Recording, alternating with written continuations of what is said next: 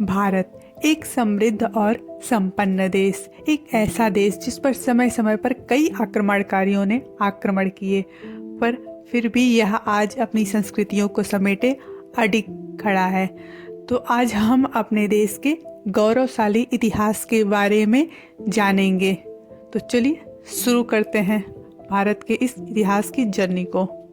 भारत पे आक्रमण करने वाला पहला देश था फारस यानी पर्सिया। पर्सिया के राजा साइरस टेरियस ने 500 बीसी में इंडस वैली को इन्वाइड किया एंड लगभग 150 सालों तक राज किया, जब तक कि अलेक्जेंडर ग्रेट ने पोरस को हराकर वहाँ पर कब्जा नहीं कर लिया।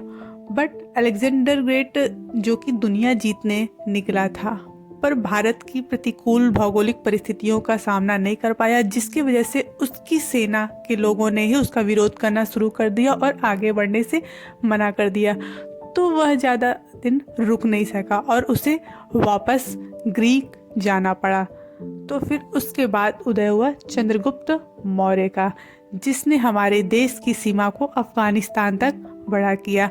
आज हम जो अखंड भारत में भारत का नक्शा देखते हैं अफगानिस्तान तक फैला हुआ, वह चंद्रगुप्त मौर्य ने ही जीता था, जो कि वह मगध का था, जो कि प्राचीन भारत, अभी के भारत में देखा जाए तो बिहार में आता है। और ये शुरुआत थी इंडिया में one of the greatest dynasty the Maurya की।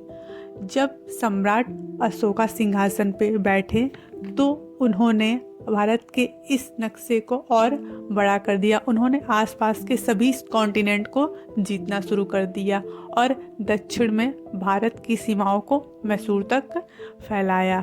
जब वह उड़ीसा देश को जीतने निकले थे, तब उनकी जो सेनाएं थी उन्होंने इतना ब्लड शेड कर दिया था, इतना खूंखार और भीषण युद्ध लड़ा था, जिसे देखकर सम्राट अशोक का हृदय द्रवित और ग्लानि से भर गया और उन्होंने बुद्धिज्म को अपनाते हुए शांति का मार्ग चुना और बुद्ध धर्म का काफ़ी प्रचार और प्रसार किया।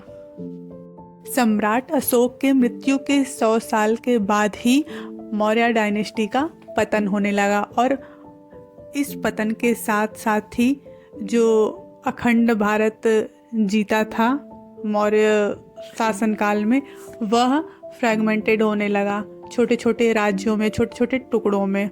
और इसे यह कमजोरी देखते हुए ग्रीक ने वापस आए इन 150 बीसी और पंजाब को जीत लिया। बट उस समय बौद्ध धर्म इतना प्रचार प्रसार होने के कारण इतना फैल चुका था कि यह ग्रीक राजा को भी, जो कि थे मैंडर फॉर्सुक, उनको प्रभावित किया और वह भी शांति की राह अपनाते हुए बुद्धिस्ट बन गए। मुस्लिम शासनकाल की शुरुआत हुई 1001 एडी में, जब मोहम्मद गाजी ने 26 सालों में 17 टाइम इंडिया पर अटैक किया था और उसका मेजर टारगेट था सोमनाथ टेम्पल। उसने केवल सोना निकालने के लिए पूरे मंदिर को डिस्ट्रॉय किया। फिर 12th सेंचुरी में मोहम्मद गौर के आर्मी का जो जनरल था बख्तियार खिलजी, उसने कई Buddhist temple and the greatest Nalanda university को पूरा तबाह कर दिया। नालंदा यूनिवर्सिटी के लिए एक फैक्ट कहा जाता है कि इस लाइब्रेरी में इतनी बुक्स थी कि ये 6 महीना तक लगातार जलती रही। मोहम्मद गौर के डेथ के बाद उसका एक जनरल ने, कुतुबुद्दीन ऐबक ने दिल्ली पर रूल किया और उसके बाद आए 13th सेंचुरी में मंगोल, जिन्हें लीड किया चंगेज़ खान ने। चंगेज़ खान के क्रूरता की कहानी तो हम सब ने सुन रखी है और उसने आते ही इस्लामिक इंडिया को फ्रैगमेंट कर दिया। हालांकि 1527 में मुग़ल ने अपने जड़ फिर से फैलाए और ये मुग़ल साम्राज्य ख़त्म हुआ 1707 में औरंगजेब के डेथ के बाद, जिसे कि ख़त्म करने वाले थे मराठा। और मराठा साम्राज्य इंडिया पे तब तक रूल किया जब तक कि ये अंग्रेज़ों की कॉन्स्पिरेसी का शिकार नहीं हो गया।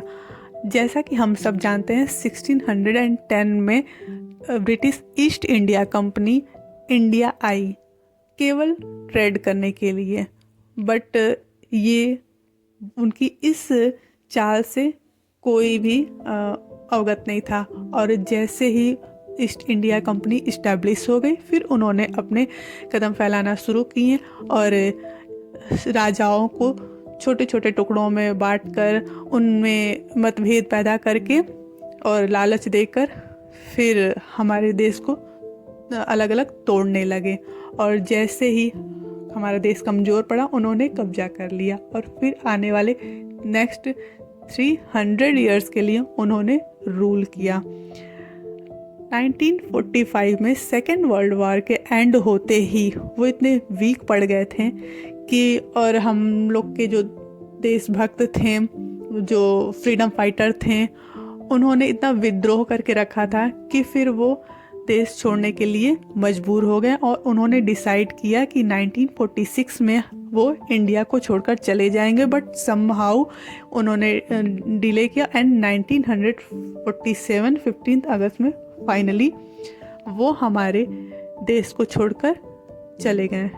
एंड तब से लेकर हमारा देश आज फल रहा है, फूल रहा है, डिस्पाइट ऑफ कि जिस सिचुएशन में वो हमें छोड़ कर गए थे।